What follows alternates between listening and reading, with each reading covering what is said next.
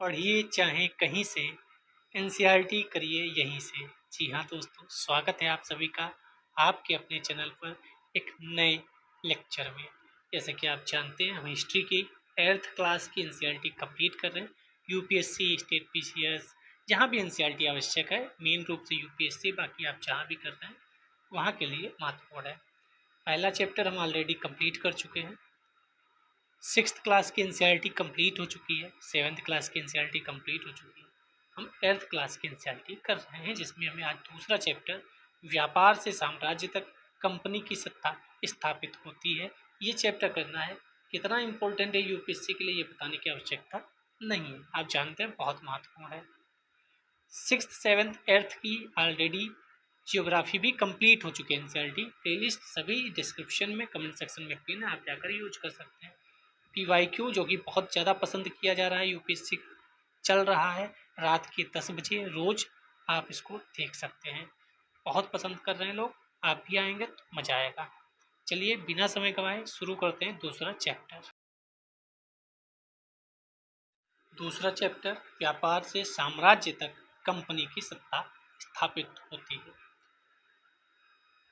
मुगल बादशाहों में औरंगजेब आखिरी शक्तिशाली बादशाह था। हम 7th क्लास के एनसीईआरटी में पढ़ चुके हैं। उन्होंने वर्तमान भारत के एक बहुत बड़े हिस्से पर नियंत्रण स्थापित कर लिया था।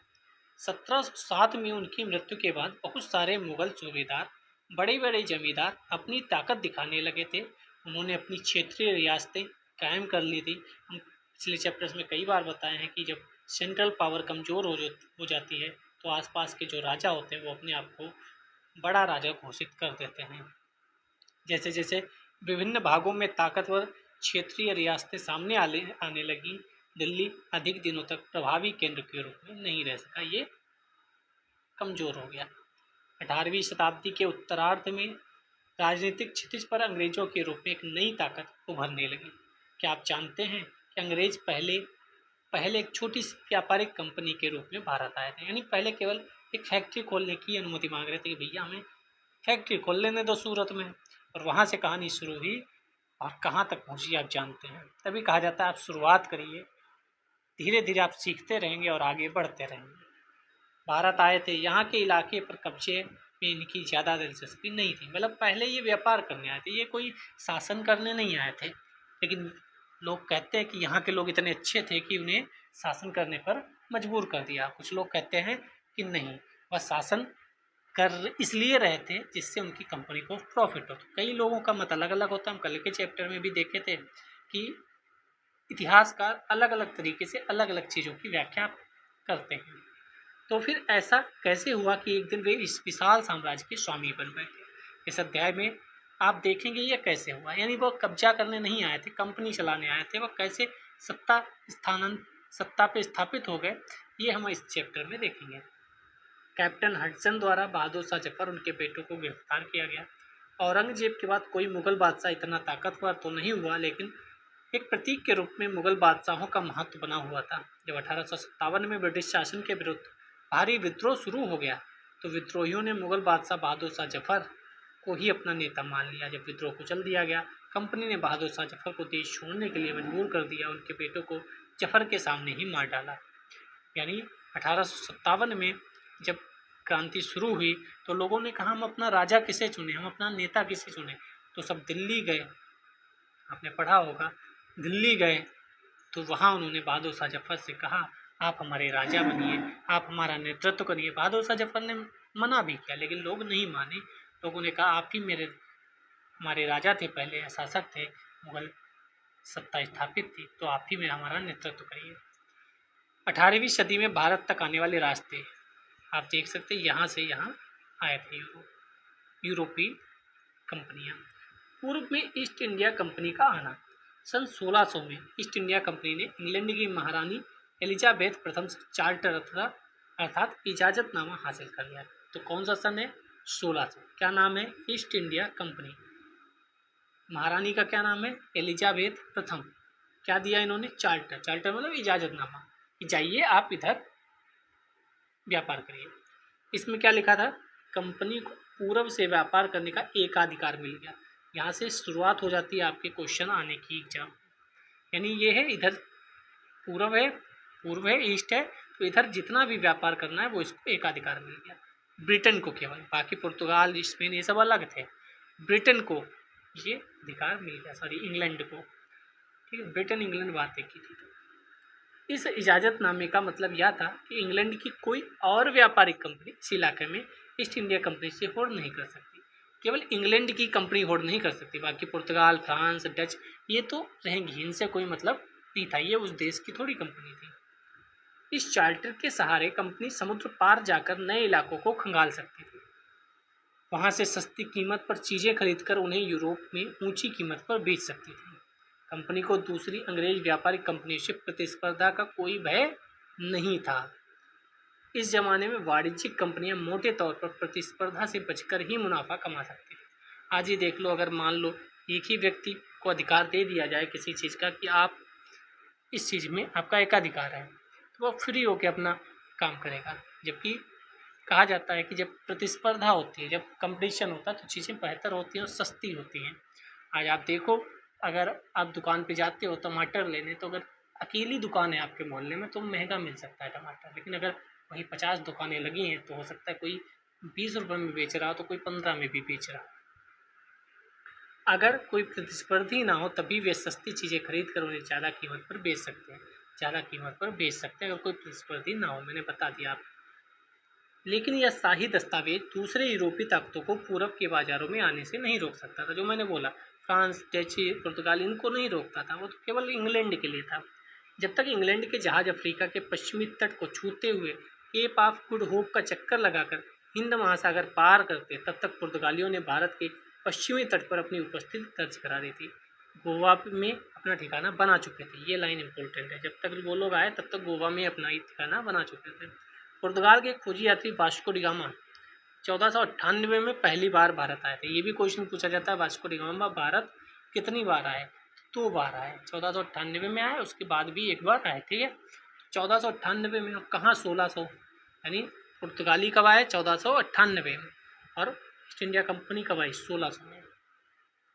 आपको जानकर शौक लग सकता है अगर आप नए हैं इस यूपीएससी की फील्ड में। 1498 में कौन आया था? यूरोपीय आ गए थे, पुर्तगाल आ गया था, सॉरी पुर्तगाली आ गए थे। 1526 में कौन आया? बाबर आया। यानी आप कह सकते हैं, अगर ये स्टेटमेंट आए कि मुगल बाद को आए, यूरोपीय आगमन पहले हुआ, यूरोपीय लोग पहले आए, मुगल बाद को आए, तो आपको कैसा लगेगा? आप तो यही पढ़ते आए, पहले मुगल आए थे, फिर यूरोपीय आए, फिर ब्रिटिश आए, फिर ब्रिटिश आए। अब ब्रिटिश बाद को आए, लेकिन पहले यूरोपीय आए, पुर्तगाली, उसके बाद मुगल आए। ये स्टेटमेंट पता नहीं कब बनेगा, लेकिन जब बनेगा तो आधे से ज़्यादा लोग धराशायी हो जाएंगे, क्योंकि उन्होंने तो यही सोचा है कि पहले मुगल, उसके बाद ब्रिटिश। ब्रिटिश भले बाद को आए हों, लेकिन पुर्तगाली पहले आ गए। पुर्तगाली मतलब यूरोपीय उन्हें भी बोलेंगे, तो यूरोपीय पहले आए थे, बाबर बाद को आया। पहली बार भारत तक पहुंचने के इस समुद्री मार्ग का पता लगाया था। 17वीं शताब्दी की शुरुआत तक डच भी हिंद महासागर में व्यापार की संभावनाएं तलाशने लगे। डच भी इसके बाद आने लगे थे। फिर फ्रांसीसी व्यापारी भी सामने आए। समस्या यह थी कि सारी कंपनी एक जैसी चीज़ें ही खरीदना चाहती थी। सबको सूती कपड़े, रेशम कपड़े और काली मिर्च, लौंग, इलायची सभी को चाहिए थी। यूरोप के बाज़ारों में भारत के बने बारीक सूती कपड़े और रेशम की ज़बरदस्त मांग थी। इसके अलावा काली मिर्च, ध्यान रखिएगा क्या क्या चीज़ है, काली मिर्च, लौंग, इलायची, दालचीनी, सूती और रेशमी दोनों कपड़े। अब ब्रिटिश इंडिया कंपनी तो अकेले आई थी, ईस्ट इंडिया कंपनी तो अकेले आई थी इंग्लैंड से, लेकिन जब यहाँ आई तो पता चला फ्रांसीसी भी हैं, डच भी हैं, पुर्तगाली भी हैं और डेन्स भी हैं, और ये ब्रिटिश भी आ गया। तो इन्हें लगा कि अरे यहाँ तो बहुत कंपटीशन है, हमें लग रहा था कि हम अकेले हैं, ठीक है, तो वहाँ से चले थे, इंग्लैंड से तो अकेले थे, लेकिन यहाँ आए तो पता चला बहुत लोग पहले से यहाँ बैठे हुए हैं। यूरोपीय कंपनियों के बीच इस बढ़ती प्रतिस्पर्धा से भारतीय बाजारों में इन चीज़ों की कीमतें बढ़ने लगी। अब जब काफ़ी लोग हो गए खरीदने वाले, तो चीज़ें महंगी होने लगी। तभी सोचा गया कि भाई अब सस्ती कैसे होंगी, तो एक आध को हटाओ, कम लोगों को। तो धीरे धीरे हटाया गया, डेन्स हटे, डच हटे, फ्रांसीसी हटे, तब ब्रिटिशर्स ने अपने आप को भारत का इकलौता, कह सकते हैं तो, नेता घोषित कर दिया कि अब हम ही हैं जो है। उनसे मिलने वाला मुनाफा गिरने लगा। अब इन व्यापारिक कंपनियों के फलने फूलने का यही एक रास्ता था कि वे अपने प्रतिस्पर्धी कंपनियों को खत्म कर दें, जो मैंने बोला। लिहाजा बाजारों पर कब्जे की होड़ ने व्यापारिक कंपनियों के बीच लड़ाइयों की शुरुआत कर दी। 17वीं 18वीं सदी में जब भी मौका मिलता, कोई सी एक कंपनी किसी दूसरी कंपनी के जहाज डुबो देती, क्योंकि जहाज पे ही सामान रखा होता था। जहाज डूब गया तो इसका मतलब कितना सामान का घाटा हो गया, बहुत ज़्यादा मात्रा में घाटा हो गया। रुकावटें खड़ी कर देती थी, माल से लदे जहाज़ों को आगे बढ़ने से रोक देती थी। व्यापार हथियारों की मदद से चल रहा था, यानी जैसे आजकल नहीं कि जब हम सुएज कैनाल से जा रहे होते थे तो यमन के हूती इस पे जहाज़ पे समस्या उत्पन्न कर रहे थे, तो कई बार हमारे उस सामान के जहाज़ के साथ हमारे दूसरा जहाज़ भी चलता था, जिसमें हमारे गश्ती करते हुए जवान होते थे, या सुरक्षा वाला जहाज़ कह सकते हैं, वो होता था कि बेटा आ मत जाइयो, ठीक है। तो ऐसे ही यहाँ होता था कि ये लोग व्यापार चौकियों को किलेबंदी के जरिए सुरक्षित रखते थे। बाकी कोई जहाज़ निकलता था विरोधी का, यानी फ्रांसीसी अगर पुर्तगाली का जहाज़ देखते थे या पुर्तगाली ब्रिटिश का फ्रांसीसी का जहाज़ देखते थे तो उड़े से उड़ा देते थे, जिससे डर का माहौल पैदा हो कि भाई खतरनाक मामला है, ठीक। अपनी बस्तियों को किलेबंद करने और व्यापार में मुनाफा कमाने की इन कोशिशों के कारण स्थानीय शासकों से भी टकराव होने लगे। अब यहाँ शासक पहले से ही काफ़ी कर रहे थे, मौज कर रहे थे इस एरिया में, यहाँ पर धीरे से कोई यूरोपीय कंपनी आ गई। अब इस शासक को लगा अभी तक तो हम ही सब थे, ये कौन आ गया, इनके पास सैनिक भी हैं, इनके पास बढ़िया हथियार भी हैं, दिमागी भी हैं बहुत से ज़्यादा, मैं तो बहुत आराम से लेटा था, ये कौन आ गया, अभी तक तो मैं इस राजा से युद्ध लड़ ही रहा था, एक और नया आ गया, तो उनसे भी समस्याएं उत्पन्न हो जाएंगी, ठीक है। इतना आसान नहीं था। इस प्रकार व्यापार और राजनीति को एक दूसरे से अलग रखना कंपनी के लिए मुश्किल होता जा रहा था। आइए देखें कि यह कैसे हुआ। यानी राजनीति को व्यापार से अलग नहीं रख सकते, क्योंकि व्यापार आपको करना है तो राजा से परमिशन लो। राजा अपने में मस्त था कि बेटा अब आए हो तुम मुठ फाड़ के नीचे। तो ब्रिटिशर्स धीरे धीरे राजनीति में भी एक्टिव हो गए। ईस्ट इंडिया कंपनी बंगाल में व्यापार शुरू करती है। तो महत्वपूर्ण क्या है, पहली इंग्लिश फैक्ट्री 1651 में हुगली नदी के किनारे शुरू हुई। कंपनी के व्यापारी यहीं से अपना काम चलाते थे। कब पहली फैक्ट्री शुरू हुई हुगली नदी के किनारे? 1651 में। इन व्यापारियों को उस जमाने में फैक्टर कहा जाता था। फैक्टर किसे कहा जाता था? व्यापारियों को। इस फैक्ट्री में वेयर हाउस था। फैक्ट्री मतलब जहाँ वो लोग काम करते रहे, जहाँ निर्यात होने वाली चीज़ों को जमा किया जाता था। यहीं पर उसके दफ्तर थे जिनमें कंपनी के अफसर बैठते थे। जैसे जैसे व्यापार फैला, कंपनी ने सौदागरों व्यापारियों को फैक्ट्री के आसपास आकर बसने के लिए प्रेरित किया। 1696 तक कंपनी ने इस आबादी के चारों तरफ किला बनाना शुरू कर दिया। महत्वपूर्ण है क्योंकि हाल ही फिलहाल में कोलकाता के फोर्ट का नाम बदलकर कुछ और किया गया है, आपने करंट अफेयर्स में पढ़ा होगा। इस आबादी के चारों तरफ एक किला बनाना शुरू कर दिया। 2 साल बाद उसने मुगल अफसरों को रिश्वत देकर 3 गांव की जिम्मेदारी भी खरीद ली। किसने? ब्रिटिशर्स की बात हो रही है। 1696 के बाद 2 साल के क्या होंगे? 1698। इसमें एक गांव का नाम था कालीकाता, जो बाद में कलकत्ता बना। तो कलकत्ता एक गांव था, आज बहुत बड़ा शहर। तो अगर आप छोटे हैं तो ये मत सोचिए ज़िंदगी भर छोटे ही रहेंगे, हो सकता है आगे चलकर आप भी कुछ बड़ा बन जाए। मेहनत करते रहिए। कंपनी ने मुगल सम्राट औरंगजेब को इस बात के लिए तैयार भी कर लिया कि वह कंपनी को बिना शुल्क चुकाए व्यापार करने का फरमान जारी करे। फरमान का मतलब क्या है? एक शाही आदेश कि आप बिना शुल्क चुकाए व्यापार कर सकते हो, क्योंकि शुल्क में बहुत ज़्यादा पैसा चला जाता था, अगर वो बचेगा तो उतना प्रॉफिट हो जाएगा। किससे कहा? अकबर से नहीं, औरंगजेब से। ये ध्यान रखना उस समय कौन था। कंपनी ज़्यादा से ज़्यादा रियायतें हासिल करने और पहले से मौजूद अधिकारों को ज़्यादा से ज़्यादा फायदा उठाने में लगी हुई थी। उदाहरण के लिए औरंगजेब के फरमान से केवल कंपनी को ही शुल्क मुक्त व्यापार का अधिकार मिला था। कंपनी के जो अफसर निजी तौर पर व्यापार चलाते उन्हें ये छूट नहीं मिली थी। ये भी बहुत महत्वपूर्ण फैक्ट है, स्टेटमेंट में आ सकता है। तो औरंगजेब ने कंपनी को मुफ्त किया था शुल्क से, लेकिन जो निजी व्यापार चल रहा था उसमें नहीं। ये लोग चोरी छुपे निजी व्यापार भी कर लेते थे। 50 रुपये की यहाँ से चीज़ खरीदी और यूरोप में 5000 की बेच दी या 500 की बेच दी, सीधे फायदा। निजी व्यापार भी करते थे। तो निजी व्यापार को शुल्क से मुक्त नहीं किया गया था, लेकिन ये लोग कुछ ना कुछ किमिया करके अपना शुल्क नहीं चुकाते थे, लेकिन उन्होंने भी शुल्क चुकाने से इनकार कर दिया। इससे बंगाल में राजस्व वसूली बहुत कम हो गई। अब इसने देखा कि राजस्व वसूली बहुत कम हो गई, कहा सामान इतना जा रहा है, राजस्व वसूली इतनी कम क्यों हो गई। ऐसे में भला बंगाल के नवाब मुर्शिद कुली खान विरोध क्यों ना करते। मुर्शिद कुली खान कौन है, ये हमने पिछले चैप्टर्स में, यानी पिछले जो 7th क्लास की हमने एनसीईआरटी की थी उसमें पढ़ा था, लास्ट वाले चैप्टर में आप देख सकते हैं जाकर। तो यहाँ देखिए मद्रास के में जहाज़ों को ले जाने लाने के लिए चीज़ें बनी हुई हैं। व्यापार से युद्धों तक, व्यापार करने आए थे, युद्ध करना शुरू कर दिए, कैसे कब क्या देखते हैं।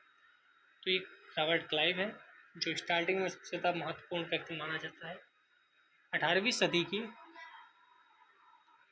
शुरुआत में कंपनी और बंगाल के नवाबों का टकराव काफ़ी बढ़ गया था। जब औरंगजेब की मृत्यु होती है तो बंगाल के नवाब अपनी ताकत दिखाने लगे थे, हमने पिछले साल के 7th क्लास की लास्ट चैप्टर में देखा था। उस समय दूसरी क्षेत्रीय ताकतों की स्थिति भी ऐसी ही थी। मुर्शिद कुली खान के बाद अली वर्दी खान, उसके बाद सिराजुद्दौला बंगाल के नवाब बने।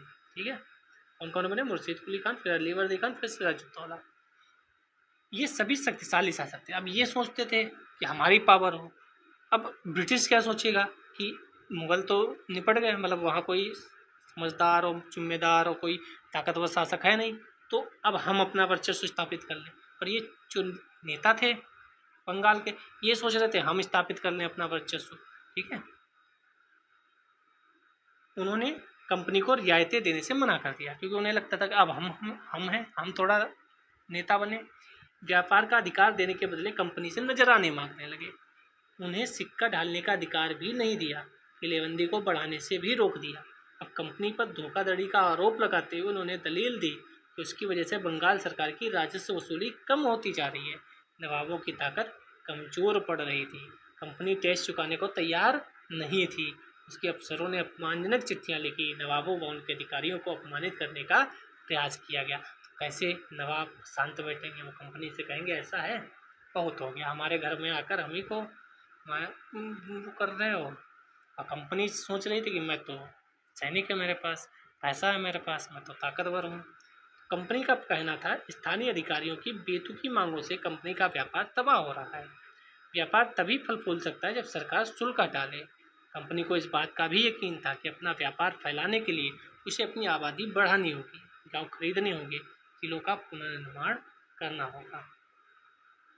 कंपनी को पता था कि अगर हमें करना है तो ये सब काम करना पड़ेगा, गांव खरीदने होंगे, फैक्ट्री फैलानी होगी, सब करना होगा। ये टकराव दिनों दिन गंभीर होता गया, अंततः प्लासी का युद्ध आ गया। प्लासी का युद्ध हुआ 1756 में। अली वर्दी खान की मृत्यु के बाद सिराजुद्दौला बंगाल का नवाब बना।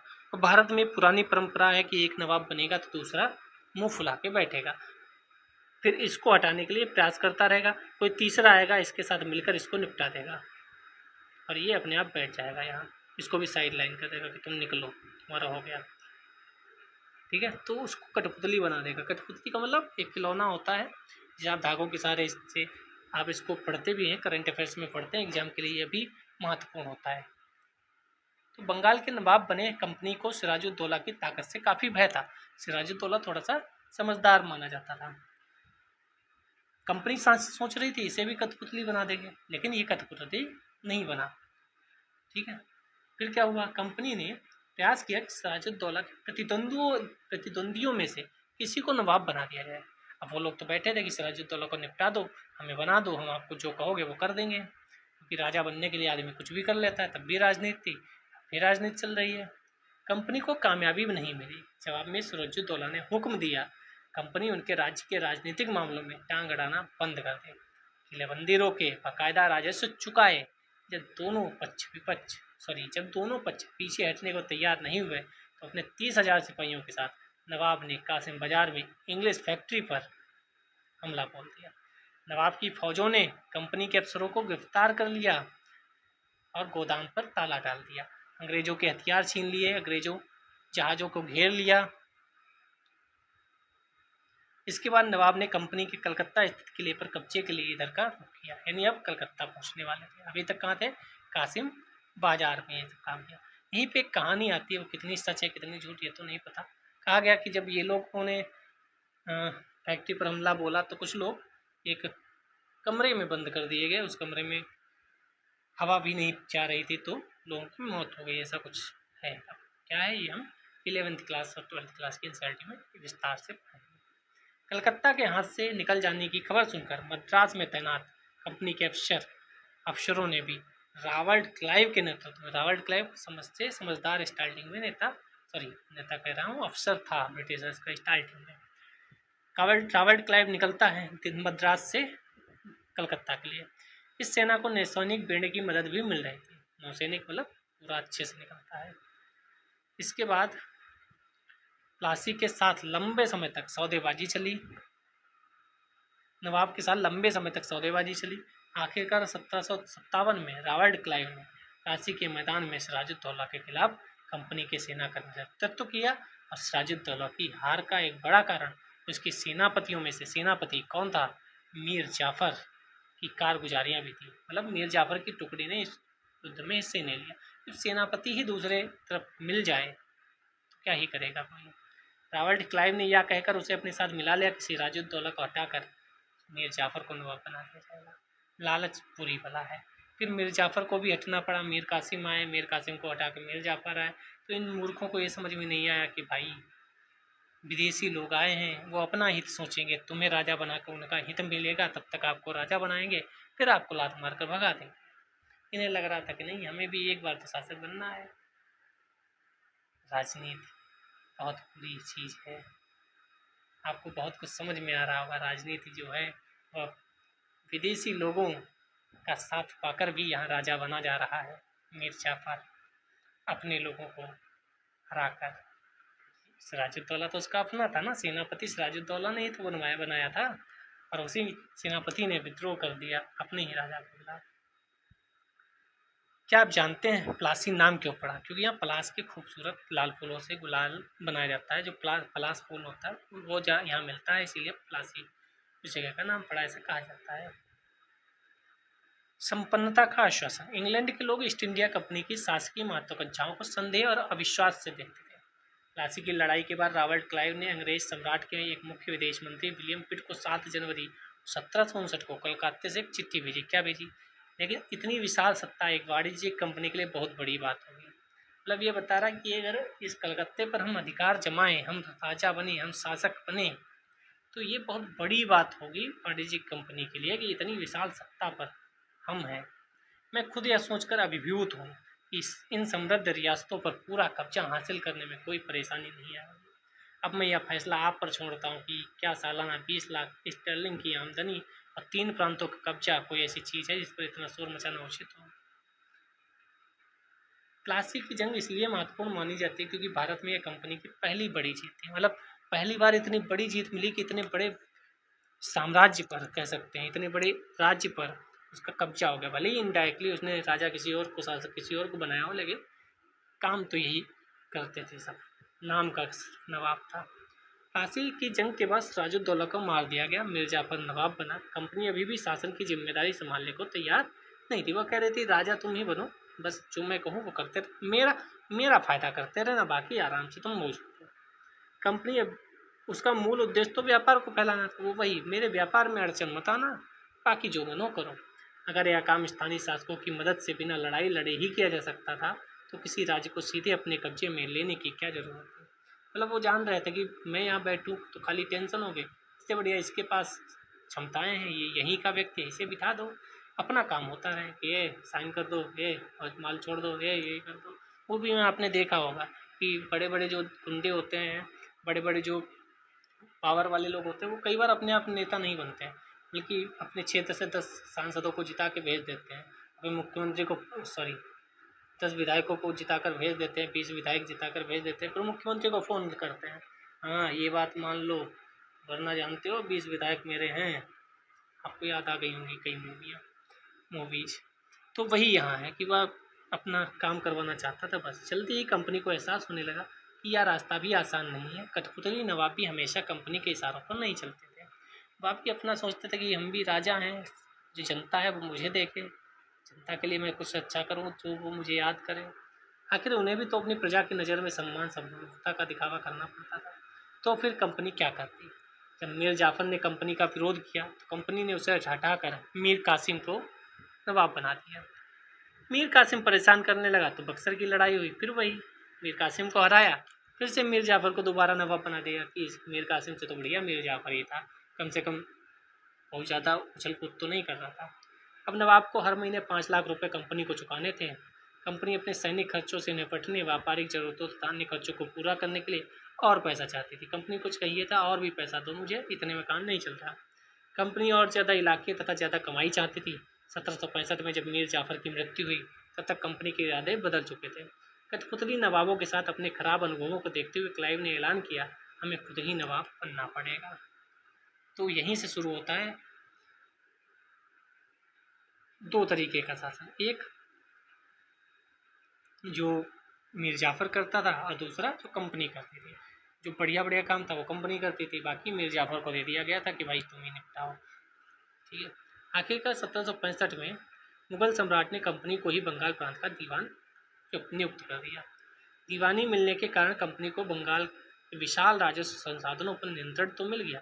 इस तरह कंपनी की एक पुरानी समस्या हल हो गई। 18वीं सदी की शुरुआत से ही भारत के साथ उसका व्यापार बढ़ता जा रहा था। उसे भारत में ज़्यादातर चीज़ें ब्रिटेन से लाए गए सोने और चांदी के बदले से खरीदनी पड़ती थी। इसकी वजह यह थी कि उस समय ब्रिटेन के पास भारत में बेचने के लिए कोई चीज़ नहीं थी, कोई चीज़ वहाँ से लाने वाली थी ही नहीं, तो क्या लाते थे? सोना चांदी।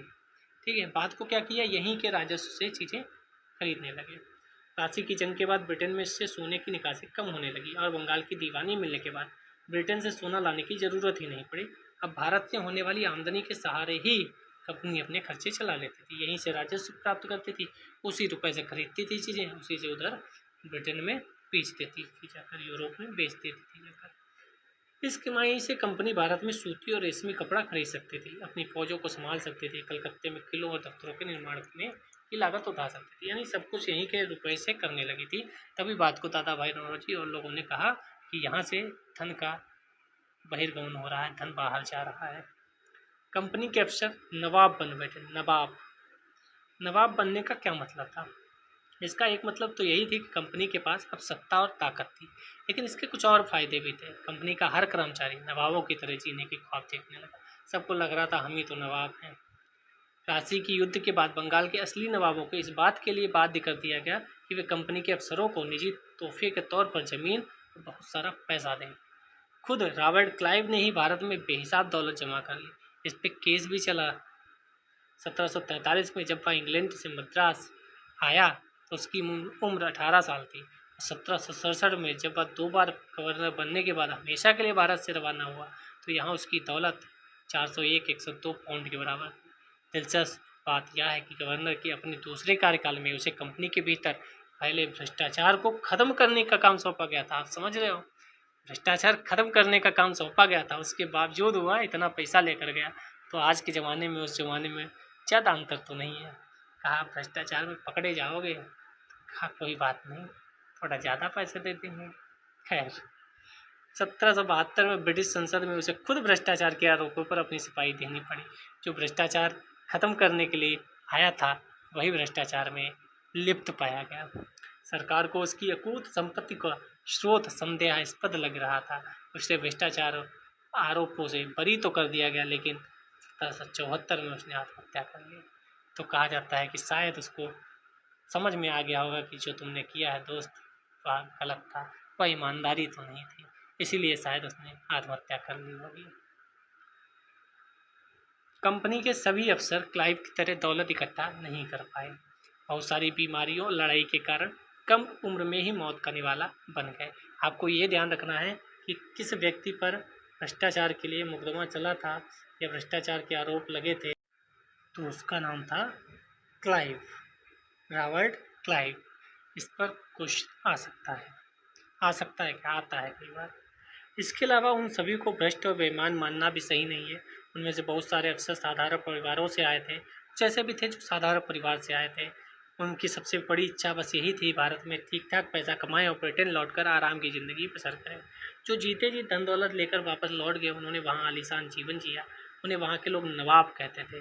भारतीय शब्द नवाब का ही अंग्रेजी संस्करण बन गया नवाब। उन्हें लोग अफसर नए अमीरों सामाजिक हैसियतों में रातों रात ऊपर आने वाले लोगों के रूप में देखते थे। लोग कहते थे कि यहाँ आए और कुछ दिन रुके और करोड़पति होकर चले गए, ऐसा कह सकते हैं। नाटकों कार्टूनों में उनका मजाक उड़ाया जाता था। कंपनी का फैलता शासन।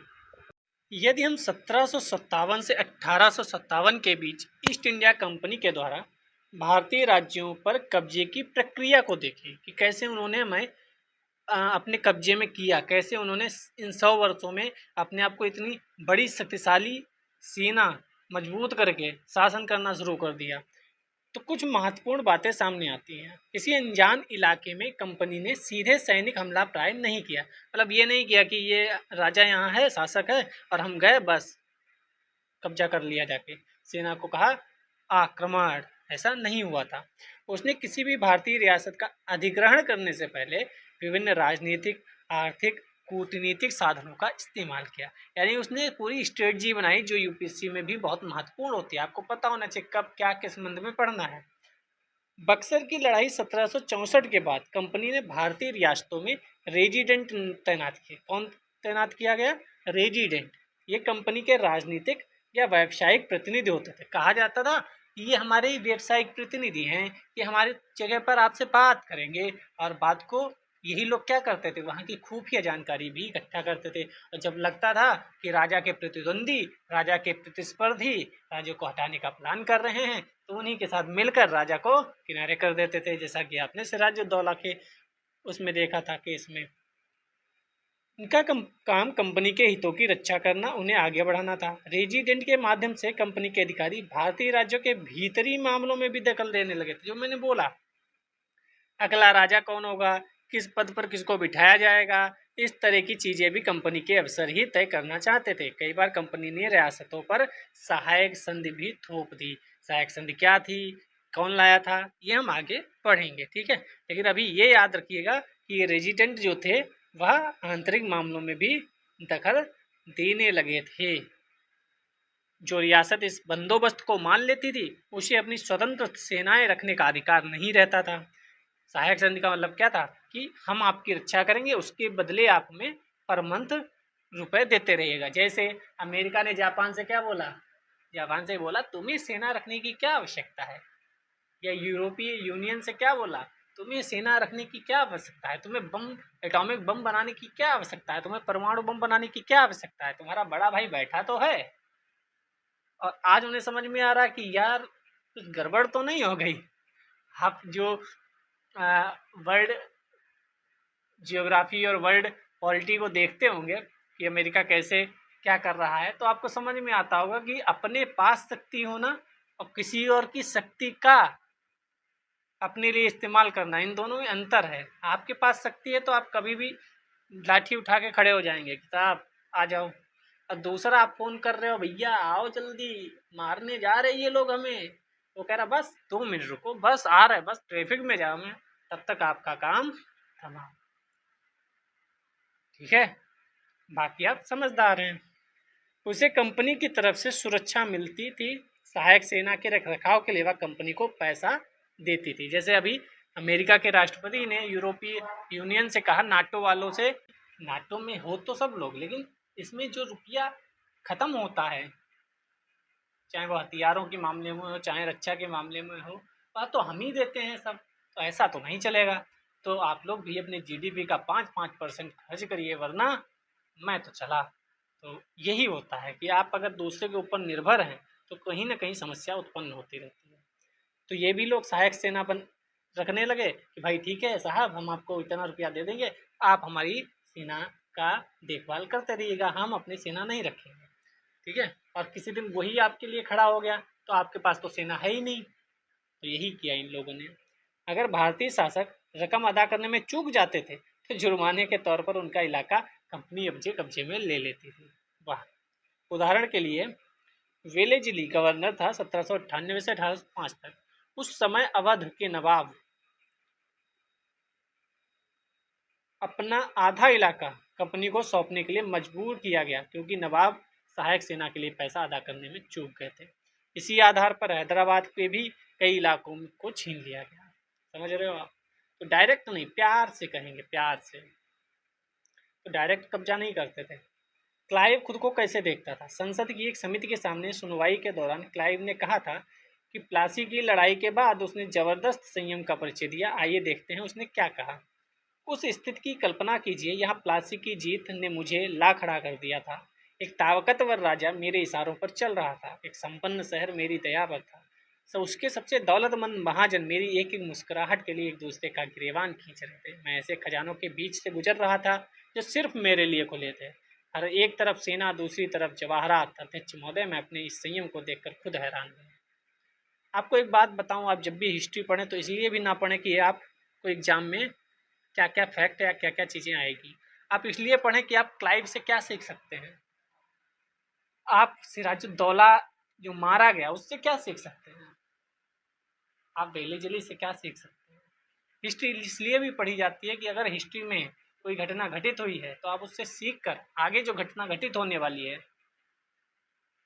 उसका पहले से तैयारी करके रखें।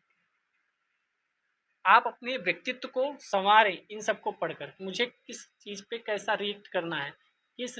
अब देखो, यही से सीखा जा सकता है कि हम ये डायरेक्ट कब्जा नहीं कर रहे थे, डायरेक्ट युद्ध नहीं कर रहे थे, बल्कि कैसे धीरे धीरे धीरे धीरे काम तमाम कर रहे थे। तो आपको यहाँ से सीखना है कि हम कैसे कब कहाँ चीज़ें यूज करेंगे। अपने बेटों ब्रिटिश रेजिडेंट के साथ खड़ा नवाब शुजाउद्दौला टिली कैटल द्वारा बनाया चित्र। बक्सर की लड़ाई के बाद हुई संधियों के फलस्वरूप नवाब शुजाउद्दौला के ज़्यादातर अधिकार छीन गए थे, लेकिन यहाँ वह रेजिडेंट के सामने अपनी चिर परिचित शाही शौनो शौकत के साथ दिखाई दे रहे हैं। कई बार ऐसा भी होता था कि जो ब्रिटिशर्स थे वह राजाओं को पब्लिक प्लेस में बहुत इज्जत दे देते थे, क्योंकि पब्लिक प्लेस में इज्जत देंगे तो जो जनता है उन्हें लगेगा कि ये लोग सही हैं, ये हमारे राजा को इज्जत दे रहे हैं।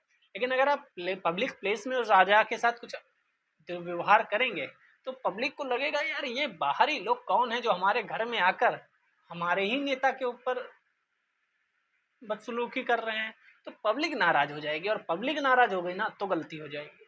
पब्लिक को नाराज नहीं करना है, समझ रहे हो आप भी जब यूपीएससी निकाल के डीएम एसपी बनेंगे ना तो आपको भी इन सब चीज़ों का ध्यान रखना पड़ेगा। या कई बार मैं देखता हूँ कि डीएम साहब विधायक जी के सामने जी सर जी सर जी सर कर रहे होते हैं। मुझे लगता है कि यार ऐसा तो नहीं है कि पब्लिक में यस सर हो रहा है, क्योंकि ये होता है ना कि पब्लिक जनता डीएम साहब को नहीं जानती डीएम साहब कौन है, लेकिन विधायक जी को जानती है। विधायक जी को कुछ मत बोल देना, ठीक है। तो आपको इन सब चीज़ों से सीखना चाहिए। और बाकी विधायक जी को भी पता है मुझे में इतनी समझदारी शायद नहीं है, कुछ विधायक जो है वो नहीं है उतने समझदार जितने डीएमएसपी हैं। वो कितना पढ़ के आते हैं, वो सब समझाते हैं। कई बार लोग कह भी देते हैं कि देश को आईएएस ही चला रहे हैं, देश को ब्यूरोक्रेट्स ही चला रहे हैं। कुछ लोग कहते हैं, बहस चलती है। तो अगर आप आईएएस बनेंगे तो आप ये समझिए कि आपको पर्सनालिटी अपनी डेवलप करनी है। आपको ये सिर्फ फैक्ट नहीं पढ़ना कि ये वाला फैक्ट आएगा आप प्रीलिम्स में नोट कर लेते हैं, ये वाला मेंस में आएगा नोट कर लेते हैं, ऐसा नहीं करना है। हाँ, ऐसा नहीं करना है। क्या करना है, इस सबको पढ़ना है, बेले-जिली से कुछ सीखना है, कुछ शुजाउद्दौला से सीखना है, कुछ इन कहानियों से सीखना है, और खुद के व्यक्तित्व का ऐसा निर्माण करना है कि आप उस क्लाइव जैसे बने, जिसको आज भी याद किया जाता है कि ब्रिटिश को अगर किसी ने यहाँ मजबूती से शुरुआती चरण में मजबूत किया था तो वह क्लाइव था। आपको फ्रांसीसी के डुप्ले की तरह बनना है कि अगर डुप्ले होता यहाँ तो शायद फ्रांसीसी भी मजबूती से खड़े रहते। डुप्ले को भगाया गया और फिर फ्रांसीसी को हराया गया। तो आप ये समझिए कि आपको ये सिर्फ पढ़ना नहीं है, आपको यहाँ समझना है कि इनसे मैं खुद को कैसे मजबूत बनाऊँ, इनको खुद में कैसे ढालूँ, और कब क्या कैसे यूज करूँ इन चीज़ों को। सिर्फ प्रीलिम्स मेंस के लिए नहीं पढ़ना है। चलिए, रेजिडेंट की ताकत क्या थी। रेजिडेंट कौन थे, जो वहाँ ब्रिटिश के अधिकारी राजाओं की सभा में बैठते थे, ठीक है, उनके प्रतिनिधि बनकर। कंपनी द्वारा नियुक्त किए गए रेजिडेंट के बारे में स्कॉटलैंड के प्रसिद्ध अर्थशास्त्री और राजनीतिक दार्शनिक जेम्स मिल ने यह कहा था।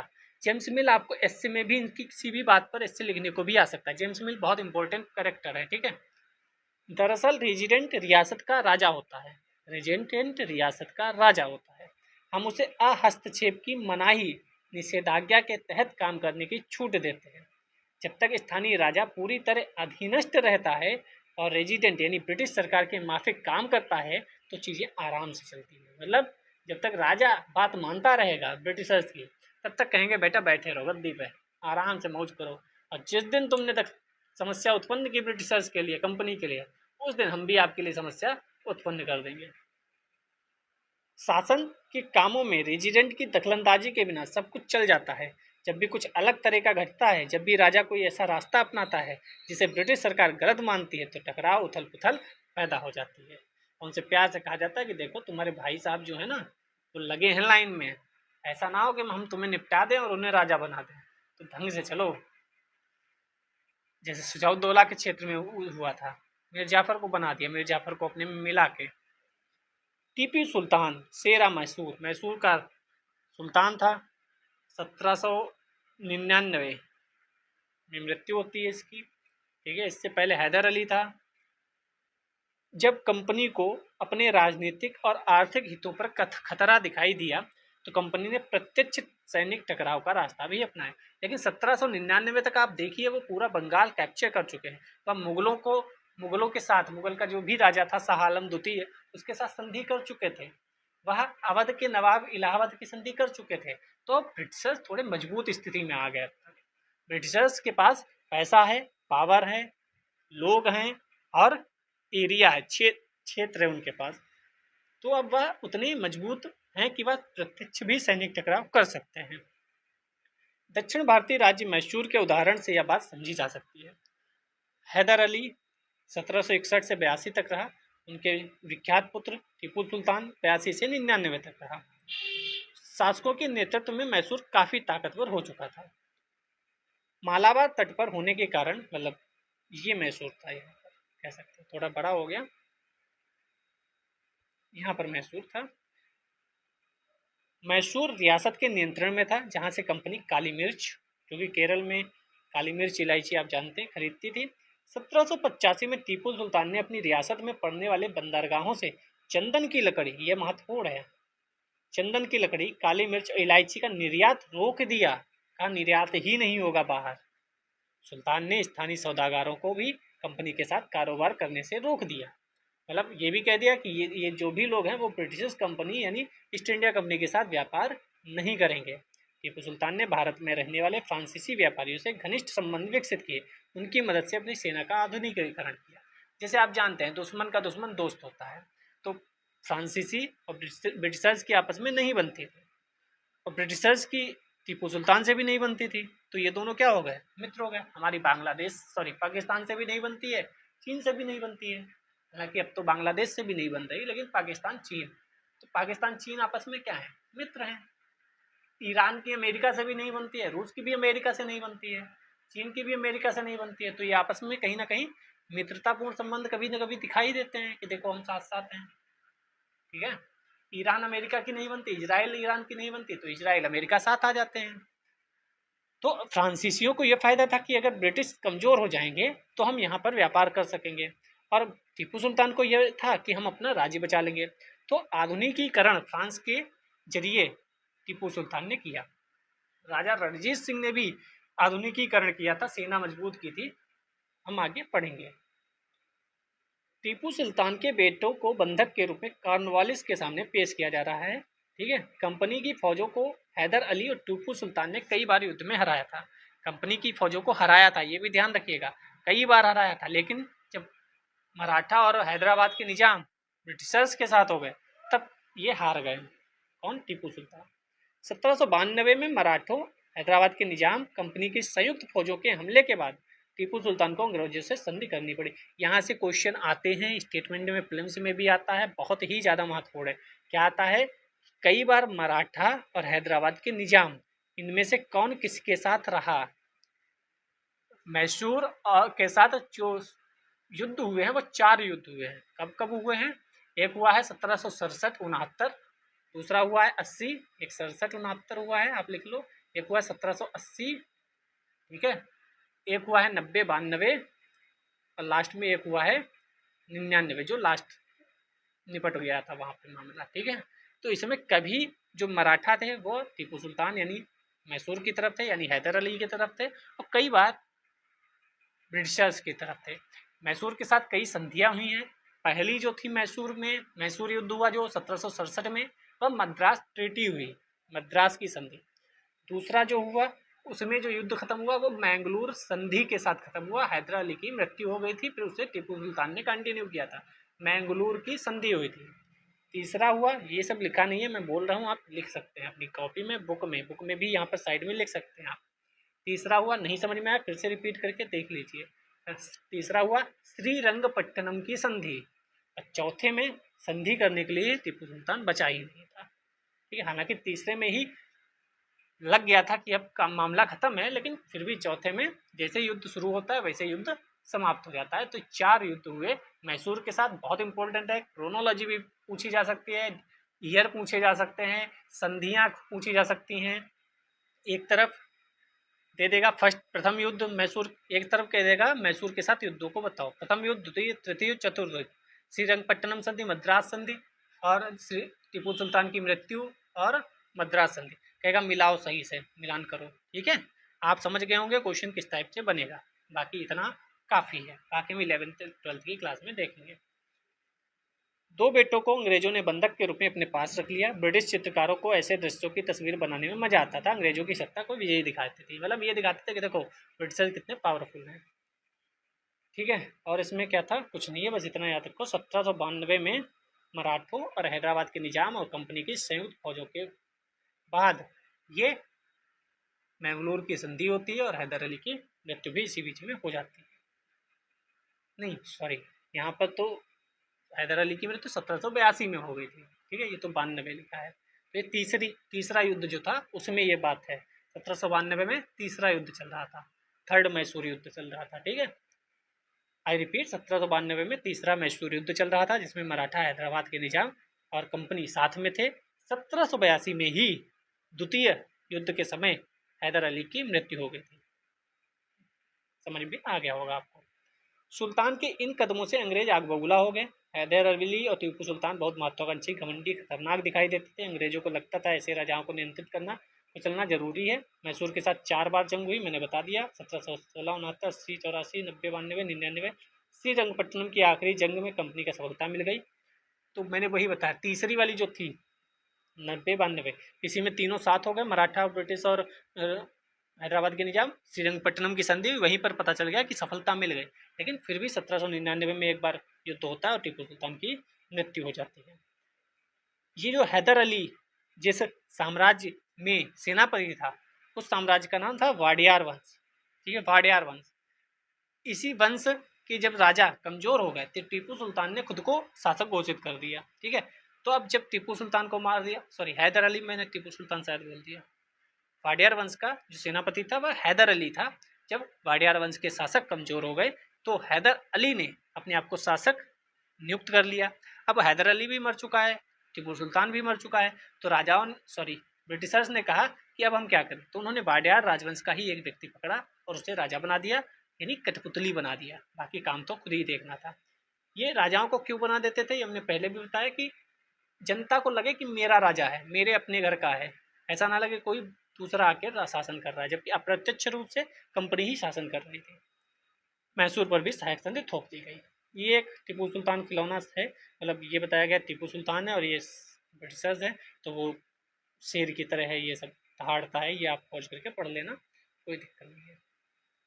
टीपू की कहानियाँ, राजाओं की छवि जनश्रुतियों से भी बनती है। प्रचलित किस्सों में उनकी ताकत का खूब स्कान किया जाता है।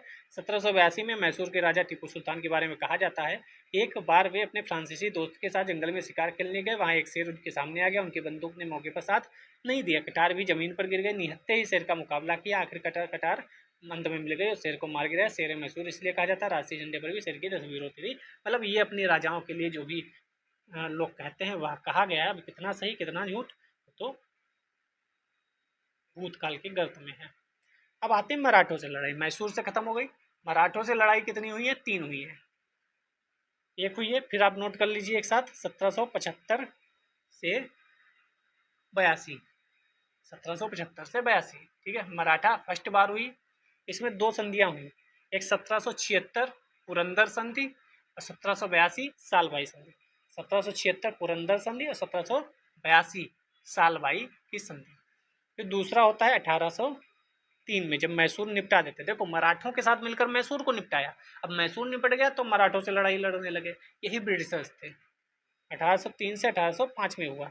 इसमें कौन सी संधि होती है, तो इसमें भी 2 संधि होती है, एक बसीन की संधि होती है और एक राजपुर घाट की संधि होती है। और फिर तीसरा हुआ 1817 से 18 के बीच, 1817-18 थर्ड मराठा वार, इसमें सब कुछ सेटल हो गया। ठीक है, ये क्रोनोलॉजी में भी आ सकता है। अब देखो, प्रथम मैसूर युद्ध हुआ, उसके बाद क्या हुआ, प्रथम मराठा युद्ध हुआ, उसके बाद सेकंड मैसूर युद्ध हुआ, उसके बाद थर्ड मैसूर युद्ध हुआ, फोर्थ मैसूर युद्ध हुआ, फिर सेकंड मराठा, थर्ड मराठा हुआ। तो फर्स्ट वाला मराठा युद्ध जो है वह मैसूर के फर्स्ट और सेकंड के बीच में आता है। ये क्रोनोलॉजी समझते रहिएगा, आपने लिखा होगा तो आप क्रोनोलॉजी उसे बना लेंगे, बाकी आपकी मर्जी। मेरा काम है समझाना, आपको बताना कि एग्जाम में आते हैं ऐसे क्वेश्चन।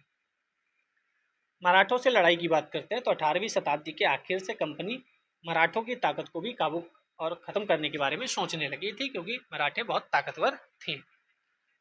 1761 में पानीपत की तीसरी लड़ाई में हार के बाद दिल्ली से देश का शासन चलाने का मराठों का सपना चूर चूर हो गया। यानी यहाँ पर 1761 में पानीपत की तीसरी लड़ाई हुई और मराठा हार गए, ये भी ध्यान रखिएगा। उन्हें कई राज्यों में बांट दिया गया। कौन कौन थे?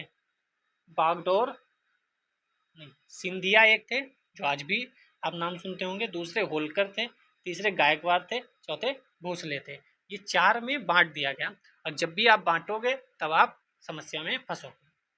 जैसे अलग अलग राजवंशों के हाथों में थी। ये सारे सरदार एक पेशवा के अंतर्गत एक राज्यमंडल के सदस्य थे। मतलब इन चारों की ये राज्य क्षेत्र मान लो है, और इन सबका एक पेशवा होता था। ठीक है, जिसे सर्वोच्च मंत्री या प्रधानमंत्री कह सकते हैं, मतलब सबसे बड़ा मंत्री। सारे सरदार एक पेशवा के अंतर्गत राज्यमंडल के सदस्य थे। पेशवा इस राज्यमंडल का सैनिक और प्रशासकीय प्रमुख होता था और पुणे में रहता था। जैसे आप इस समय देख सकते हैं, जो अमेरिका है, यूएसए, यूनाइटेड स्टेट अमेरिका, 50 छोटे छोटे राज्यों, ठीक है, 50 छोटे छोटे राज्यों से मिलकर बना है। उस 50 राज्यों का एक राष्ट्रपति होता है जो देखरेख करता है। वैसे यहाँ 4 लोग थे, उनका एक पेशवा होता था।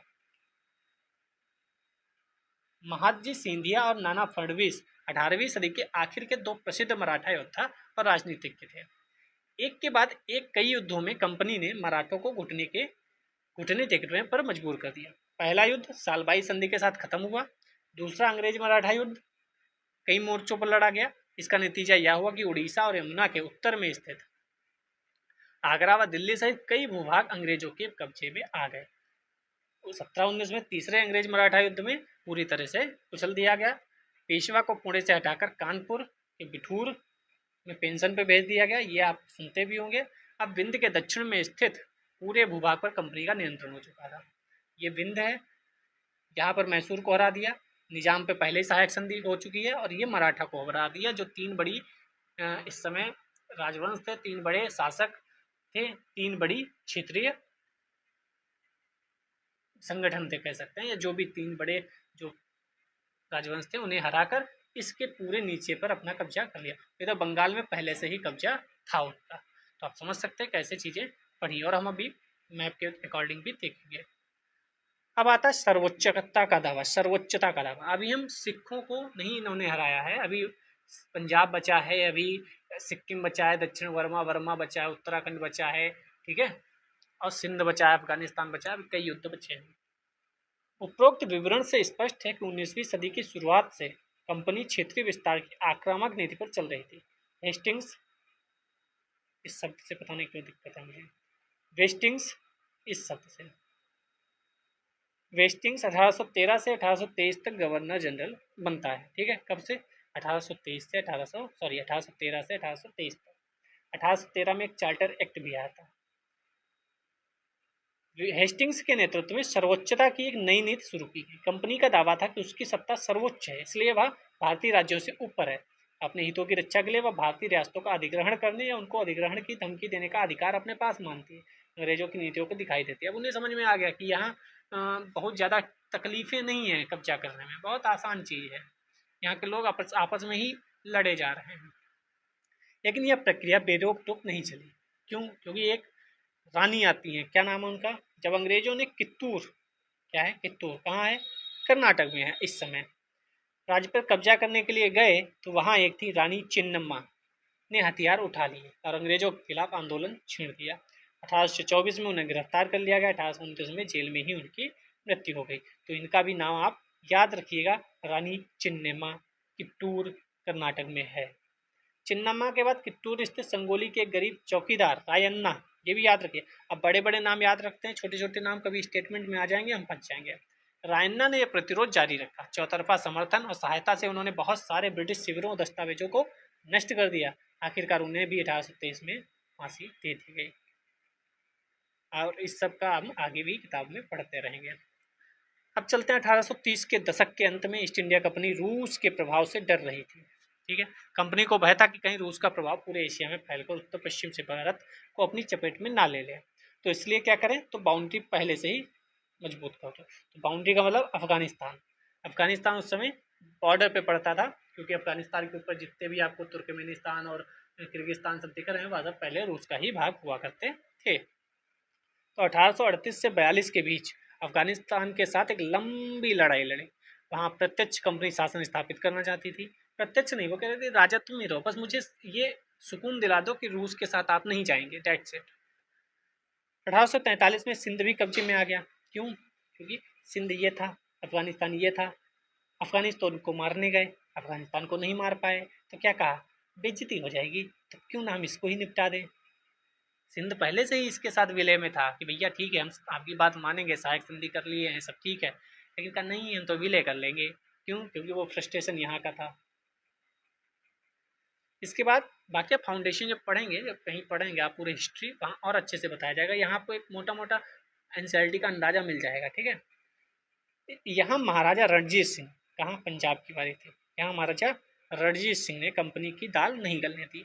1839 में उनकी मृत्यु के बाद इस रियासत के साथ दो लंबी लड़ाइयाँ हुई। 1849 में अंग्रेजों ने पंजाब को भी अधिग्रहित कर दिया।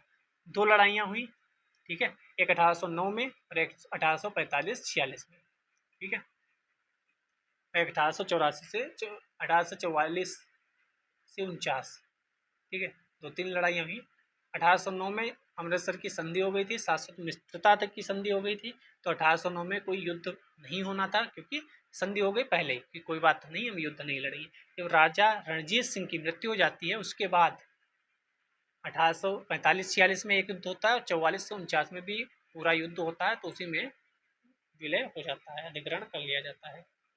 अब आते हैं विलय नीति। अधिग्रहण की आखिरी लहर 1848 से 56 के बीच गवर्नर जनरल डलहौजी के शासनकाल में चली। डलहौजी ने सबको एक तरफ से निपटाना शुरू किया कि कौन कौन बचा है, ये पूरा है कि सब पर कब्जा हो गया, ये दो चार बचे हैं कि पहले इसे निपटाओ, फिर इसे निपटाओ, इसे, मतलब ऐसा करना शुरू कर दिया उसने। और यही 1857 में बहुत बड़ा योगदान ये इसका भी था, जो रानी की झांसी ने लड़ाई लड़ी, या और भी लोगों ने लड़ाई लड़ी।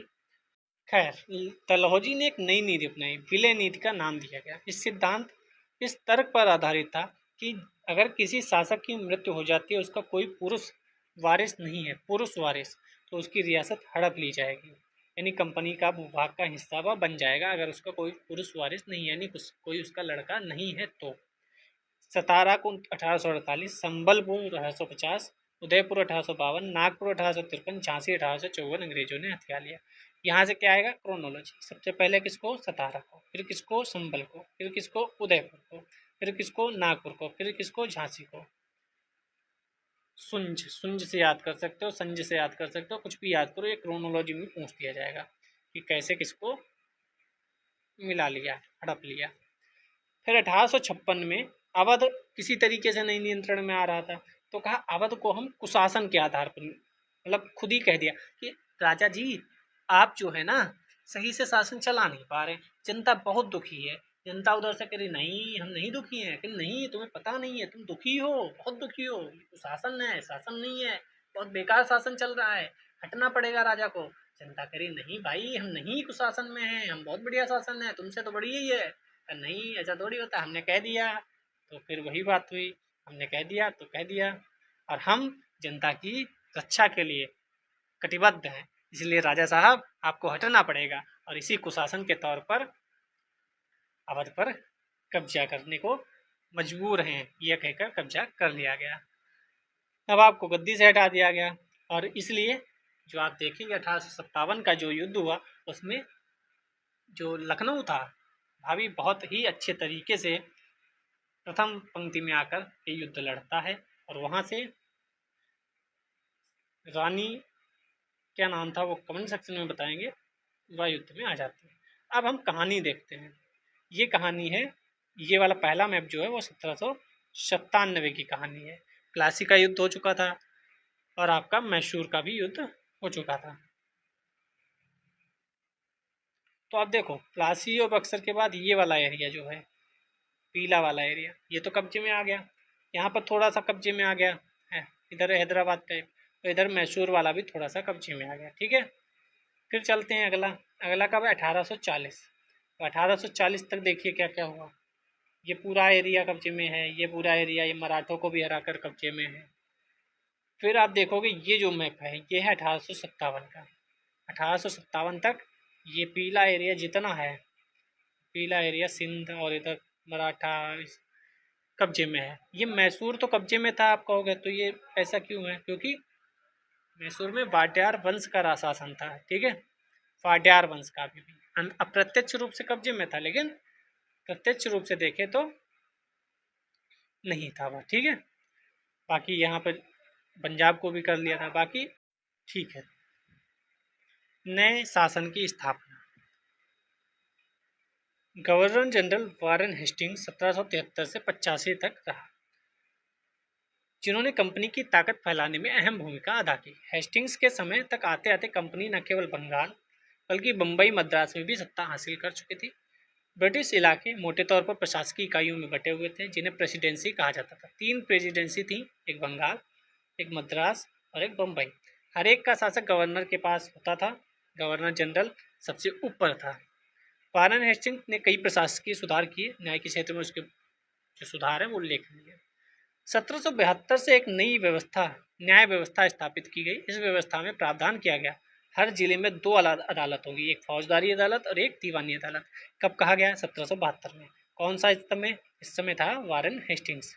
ठीक है, नहीं, वारेन हेस्टिंग्स से पहले की कहानी है। वारेन हेस्टिंग्स 1773 में आता है। ठीक है, उससे पहले की कहानी है। दीवानी अदालतों के मुखिया यूरोपीय जिला कलेक्टर होते थे। मौलवी हिंदू पंडित उनके भारतीय कानूनों की व्याख्या करते थे। तो ये पूरा पैराग्राफ ही महत्वपूर्ण है आपके लिए। ठीक है, फौजदारी अदालत में अभी भी काजी और मुफ्ती के ही अंतर्गत थी, लेकिन वे भी कलेक्टर की निगरानी में काम करते थे। काजी क्या होता है? एक न्यायाधीश होता है मुस्लिम समुदाय में। मुफ्ती मुस्लिम समुदाय का एक न्यायविद होता है जो कानूनों की व्याख्या करता है। काजी इसी व्याख्या के आधार पर फैसला सुनाते हैं।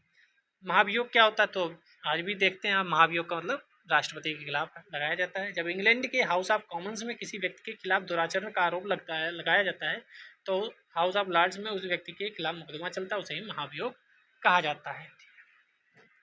वारेन हेस्टिंग्स पर मुकदमा चला था, उसके खिलाफ महाभियोग का मुकदमा भी चलाया गया था, जो 7 साल चला था। ये आप ध्यान रखिएगा। एक बड़ी समस्या यह थी कि जो पंडित धर्मशास्त्री थे वह अलग अलग हिसाब से कानूनों की व्याख्या कर देते थे, क्योंकि हमारे धर्म में जो है ना, तर्क पे महत्व दिया गया है। तो कोई भी उस चीज़ को अपने हिसाब से अलग अलग चीज़ों में कह सकता है कि इसका मतलब ये है, इसका मतलब ये है, इसका मतलब ये है। तो बहुत ज़्यादा समस्या थी। तो इस भिन्नता को ख़त्म करने के लिए 1775 में 11 पंडितों को भारतीय कानूनों का एक संकलन तैयार करने का काम सौंपा गया। बी हालहेड ने इस संकलन का अंग्रेजी में अनुवाद किया। 1778 में यूरोपीय न्यायाधीशों के लिए मुस्लिम कानूनों की भी एक संहिता तैयार करने की बात की गई। 1773 में रेगुलेटिंग एक्ट आता है, जो कि पहला रेगुलेटिंग एक्ट था भारत के लिए। एक नए सर्वोच्च न्यायालय की स्थापना की गई और इसके अलावा कलकत्ता में अपीलीय अदालत, सदर निजामत अदालत की भी स्थापना की गई। भारतीय जिले में कलेक्टर सबसे बड़ा ओहदा होता था, जैसा कि नाम से ही पता चलता है। जो उसका मुख्य काम कर इकट्ठा करना और न्यायाधीश पुलिस, ध्यान से देखो, उसका मुख्य काम क्या था? न्यायाधीश पुलिस अधिकारियों दरोगा की सहायता से जिले में कानून व्यवस्था भी बनाए रखना होता था। कलेक्टर का काम ये था। उसका कार्यालय कलेक्ट्रेट आज भी कई जगह उसी समय के कलेक्ट्रेट बने हुए हैं, और वहीं से कलेक्टर बहुत ज़्यादा महत्वपूर्ण भी हो गया। आज आप कलेक्टर बनना चाहते हैं, IAS बनना चाहते हैं, तो कहीं ना कहीं वही कि हाँ कलेक्टर होते थे। ठीक है, तभी से ये चला हुआ है। सत्ता और संरक्षण का नया केंद्र बना। ठीक है, अब कंपनी की फौज पर भी थोड़ा बात कर लेते हैं। कंपनी के साथ भारत में शासन और सुधार के नए विचार तो आए, लेकिन असली सत्ता सैनिक ताकत से आई। मुगल फौज में मुख्य रूप से घुड़सवार थे। ठीक है, पैदल सेना भी थी। तीरंदाजी तलवारबाजी का प्रशिक्षण दिया जाता था। सेना में सवारों का दबदबा रहता था। ये ध्यान से देखिएगा, ये स्टेटमेंट में आ सकता है। तीरंदाजी और तलवारबाजी। आप कहोगे उनके पास तो बंदूक थी, नहीं, तीरंदाजी और तलवारबाजी भी थी। एक विशाल पेशेवर प्रशिक्षण वाली पैदल सेना की जरूरत महसूस नहीं होती थी मुगल साम्राज्य को। ग्रामीण इलाकों में सशस्त्र किसानों की बड़ी संख्या थी, ये भी ध्यान रखिएगा, सशस्त्र किसानों की बड़ी संख्या। स्थानीय जमींदार मुगलों की जरूरत पड़ने पर पैदल सिपाही मुहैया कराते थे, तो स्थानीय जमींदार भी कहीं ना कहीं मिले हुए थे। 18वीं सदी में जब अवध और बनारस जैसी रियासतों में किसान को भर्ती करके उन्हें पेशेवर सैनिक प्रशिक्षण दिया जाने लगा, यह सूरत बदलने लगी। ईस्ट इंडिया कंपनी ने जब अपनी सेना के लिए भर्ती शुरू की तो उसने यह तरीका अपनाया। अंग्रेज अपनी सेना को सिपॉय, जैसे भारतीय संविधान में सिपाही बोला जाता है, आर्मी कहते थे, आज भी आर्मी कहा जाता है। 1820 के दशक से जैसे जैसे युद्ध तकनीक बदली लगी, कंपनी में सेना में घुड़सवार टुकड़ियों की जरूरत कम होती गई। इसकी वजह यह थी कि ब्रिटिश साम्राज्य बर्मा, अफगानिस्तान, मिस्र में भी लड़ रहा था, जहाँ मस्केट, तोड़ेदार बंदूक और मैचलॉक से लैस होते थे, ये भी ध्यान रखिएगा। सिपाहियों को बदलती सैनिक आवश्यकताओं को ध्यान रखता था और पैदल टुकड़ी ज़्यादा महत्वपूर्ण होती जा रही थी, तो पैदल टुकड़ी ज़्यादा महत्वपूर्ण है। 19वीं सदी के शुरुआत में अंग्रेज एक समरूप सैनिक संस्कृति विकसित करने लगे थे। सिपाहियों को यूरोपीय ढंग का प्रशिक्षण, अभ्यास, अनुशासन सिखाया जाता था, ठीक है, पहले से भी ज़्यादा महत्वपूर्ण था। नियंत्रण, इस कोचिंग में कभी कभी समस्याएं भी आ जाती थी, क्योंकि इस पेशेवर सिपाहियों की सेना खड़े करने के चक्कर में अंग्रेज कई बार जाति और समुदायों की भावनाओं को नजरअंदाज कर देते थे। भला लोग अपनी जातीय धार्मिक भावनाओं को इतनी आसानी से कैसे छोड़ सकते हैं, यही कहीं ना कहीं 1857 में बहुत बड़ा फैक्टर साबित हुआ। सिपाही क्यों महसूस करते थे, क्या महसूस करते थे? अपने जीवन और अपनी पहचान, यानी वे कौन है, इस बात का एहसास में जो बदलाव आ रहे थे, उनको सिपाहियों ने किस तरह देखा। 1857 का विद्रोह में सिपाहियों की दुनिया की झलक दिखाता है। इसके बारे में अध्याय 5 में पढ़ेंगे। निष्कर्ष क्या निकला कि ईस्ट इंडिया कंपनी एक व्यापारिक कंपनी से बढ़ते बढ़ते एक भौगोलिक औपनिवेशिक शक्ति बन गई। करने व्यापार आई थी और अब राजा राजनी, शासक शासिका सब बन गए। 19वीं सदी की शुरुआत में नई भाप तकनीक के आने से यह प्रक्रिया तेजी से शुरू हुई। समुद्र मार्ग से भारत पहुंचने में 6 से 8 माह का समय लगता था। भाप से चलने वाले जहाज़ों ने यात्रा को 3 हफ्ते में समेटे। कहाँ 6 से 8 माह, कहाँ 3 हफ्ते। अब तो लोग और आना जाना शुरू करती है। इसके बाद तो ज़्यादा से ज़्यादा अंग्रेज और उनके परिवार भारत से जैसे देशों में आने लगे। 1857 तक भारतीय उपमहाद्वीप के 63% भूभाग हुए, ये लाइन इंपॉर्टेंट है। और 18% आबादी पर कंपनी का सीधा साधन हो चुका था, सीधा सीधा सीधा। देश के शेष भूभाग पर कहीं ना कहीं अप्रत्यक्ष प्रभाव तो था ही। यानी व्यवहारिक तौर पर कहें तो पूरे इंडिया पर, पूरे भारत पर अपना नियंत्रण कर चुके थे ये लोग, ठीक है। यहाँ पे धर्मशास्त्र वगैरह ये तो टर्मिनोलॉजी आ जाती है, इसको भी आप थोड़ा सा देख सकते हैं।